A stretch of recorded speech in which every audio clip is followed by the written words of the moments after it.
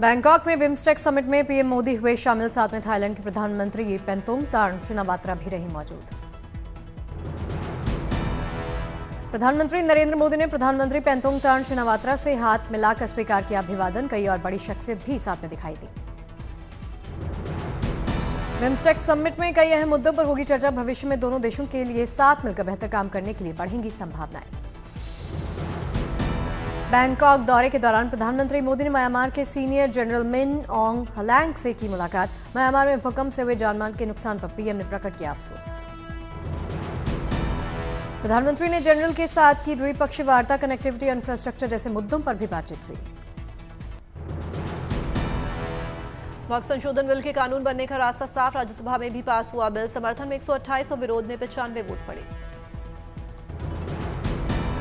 राज्यसभा में आधी रात के बाद तक चली मैराथन चर्चा। अल्पसंख्यक कार्य मंत्री किरेन रिजिजू ने दी चर्चा का जवाब। इस बिल से एक भी मुस्लिम का नहीं होगा नुकसान।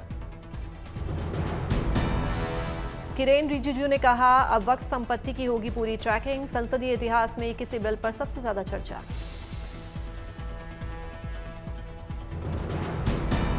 कांग्रेस समाजवादी पार्टी समेत कई पार्टियों ने किया विरोध। कांग्रेस ने कहा, समाज में ध्रुवीकरण के लिए विधेयक ला रही है बीजेपी। मणिपुर में राष्ट्रपति शासन लगाने का प्रस्ताव राज्यसभा से भी पारित। चर्चा के दौरान गृह मंत्री अमित शाह ने कहा, विपक्ष सिर्फ राजनीति कर रहा है।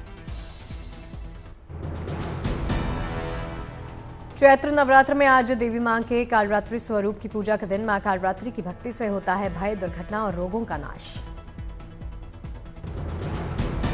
उत्तर प्रदेश के झांसी में 500 साल पुराने अन्नपूर्णा मंदिर में दर्शन पूजन के लिए उमड़े श्रद्धालु। सिंदूर चढ़ाने से मनोकामनाओं की पूर्ति होती है। झारखंड में रामगढ़ के रजरप्पा मंदिर में देवी मां छिन्नमस्तिका का सजा भव्य दरबार। नवरात्र में दर्शन के लिए दूर दूर से पहुंच रहे भक्त। रामनवमी पर भव्य समारोह के लिए सजा अयोध्या धाम। अलौकिक रोशनी से जगमगाया राम जन्मभूमि मंदिर परिसर। केरल के पलक्कड़ में वलंगी वेला महोत्सव का भव्य आयोजन। रंग बिरंगी रोशनी के बीच में आसमान में शानदार आतिशबाजी की गई। फिल्म निर्देशक और अभिनेता मनोज कुमार का निधन। 87 वर्ष की आयु में मुंबई के कोकिलाबेन अस्पताल में ली अंतिम सांस। देशभक्ति फिल्मों के लिए जाने जाते थे मनोज कुमार। भारत कुमार के नाम से भी थे मशहूर।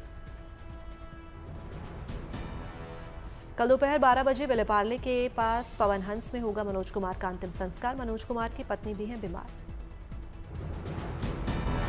मनोज कुमार के निधन पर प्रधानमंत्री मोदी ने जताया दुख। लिखा, मनोज कुमार भारतीय सिनेमा के प्रतीक थे।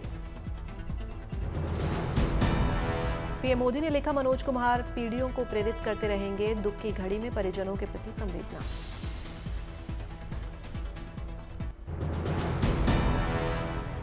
इम्फाल में मणिपुर स्टेट पावर कंपनी ने महिलाओं के खिलाफ होने वाले उत्पीड़न के खिलाफ जागरूकता अभियान के आयोजित। महिलाओं को किया गया जागरूक। जयपुर में जयमैन ज्वेलरी शो का आयोजन किया गया। शो में विदेशी पर्यटकों ने भी शामिल होकर देखी ज्वेलरी। रायबरेली की मॉडर्न रेल कोच फैक्ट्री में सबसे तेज प्रोडक्शन का बनाया रिकॉर्ड। कर्मचारियों ने एक दूसरे को बधाई दी। द्वारकाधीश तक पदयात्रा कर रहे अनंत अंबानी की यात्रा में शामिल हुए पंडित धीरेन्द्र शास्त्री। सभी भगवान को स्मरण करते हुए लिखा, यात्रा करते दिखे। रेल यात्रा के दौरान गुम हुए मोबाइल को अब ढूंढ निकालेगी आरपीएफ। 139 डायल कर यात्री दर्ज करवा सकते हैं शिकायत।